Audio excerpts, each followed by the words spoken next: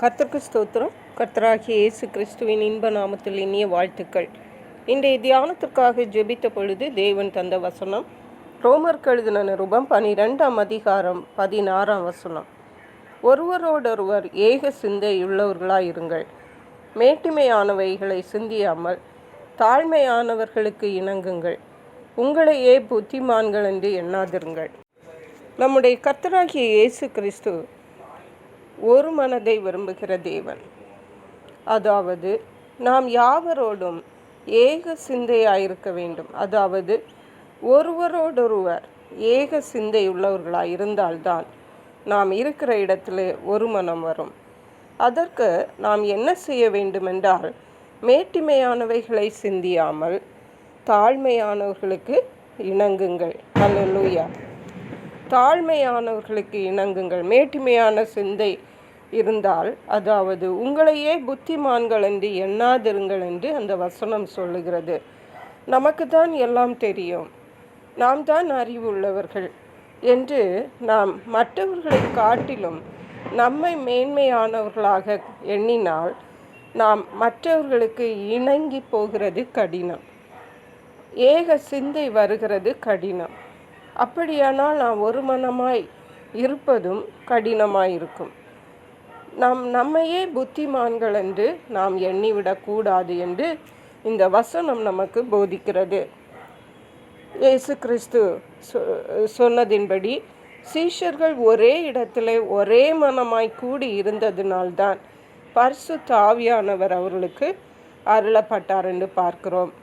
நாமும் கூட தேவனிடத்திலிருந்து நன்மைகளை, ஆவிக்குரிய ஆசீர்வாதங்களை, பரிசுத்த ஆவி எனக்கு கிடைக்கவில்லை, அல்லது தேவனிடத்திலிருந்து நன்மைகள் வரவில்லை, ஆவியின் கனிகளை கேட்டுக்கொண்டிருக்கிறேன், என்னுடைய கோபம் இன்னும் மாறவில்லை என்று நீங்கள் எண்ணிக்கொண்டிருக்கிறீர்கள் என்றால், நாம் ஏக சிந்தை உள்ளவர்களாய் இருக்க வேண்டும் என்பதை மறந்து போகக்கூடாது. நம்முடைய குடும்பங்களிலே, நம்முடைய சபைகளில், நாம் இருக்கிற இடங்களில், வேலை செய்கிற இடங்களில் நாம் ஏக சிந்தை உள்ளவர்களாய் காணப்பட வேண்டும். விசேஷமாக தேவனுடைய சமூகத்துக்கு வரும் பொழுது, நாம் மற்றவர்களோடு இருக்கும் பொழுது ஏக சிந்தை உள்ளவர்களாயிருந்து தேவனிடத்தில் ஜெபிப்போமானால் நிச்சயமாகவே தேவன் நமக்கு பதில் தருவார்.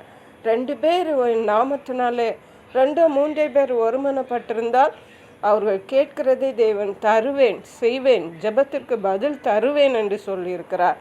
பிரியமான தேவனுடைய பிள்ளைகளே, நம்முடைய குடும்பத்திலே நாம் ஒருவருக்கொருவர் ஏக சிந்தை உள்ளவர்களாக இருப்போம். நாம் இருக்கிற இடங்களிலே ஒருவருக்கொருவர் ஏக சிந்தை உள்ளவர்களாக இருப்போம். ரோமருக்கு எழுதின நிருபம் 1ஆம் அதிகாரம் 32ஆம் வசனம் இவ்விதமாக சொல்லுகிறது.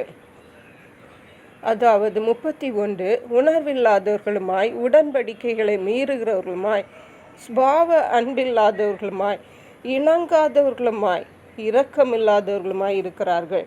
இப்படிப்பட்டவைகளை செய்கிறவர்கள் மரணத்திற்கு பாத்திரராய் இருக்கிறார்கள் என்று தேவன் தீர்மானித்த நீதியான தீர்ப்பை அவர்கள் அறிந்திருந்தும் அவைகளை தாங்களே செய்கிறதும் அல்லாமல் அவைகளை செய்கிற மற்றவர்களிடத்தில் பிரியப்படுகிறவர்களுமாய் இருக்கிறார்கள். அல்லேலூயா. அருமையான கர்த்தருடைய பிள்ளைகளை, இந்த இணங்காதவர்கள் என்னென்றால் அவர்கள் மரணத்திற்கு பாத்திரராயிருக்கிறார்கள் என்று சொல்லப்பட்டிருக்கிறது. 18ஆம் வசனத்திலே யார் இவர்கள் என்றால், சத்தியத்தை அநியாயத்தினாலே அடக்கி வைக்கிற மனுஷருடைய எல்லாவித பக்திக்கும் அநியாயத்துக்கும் விரோதமாய் தேவ கோபம் வானத்திலிருந்து வெளிப்படுத்தப்பட்டிருக்கிறது. சத்தியத்தை அநியாயத்தினாலே அடக்கி வைக்கிறவர்கள் ஏக மனதாய் மற்றவர்களிடத்திலே ஒரே மனதாய் இருக்க முடியாது. ஆகவே இந்த நாட்களிலே நாம் ஒரு மனதை காத்து கொள்வோம். நம்முடைய சபைகளிலே, நம்முடைய குடும்பங்களிலே நாம் ஒரு மனதை காத்து கொள்வோம். தேவனிடத்திலிருந்து ஆசீர்வாதங்களை பெற்று இம்மையிலும் மறுமையிலும் ஆசீர்வதிக்கப்படுவோம். கர்த்தர் தாமே இந்த வார்த்தைகளை ஆசீர்வதிப்பாராக. ஜெபிப்போம்.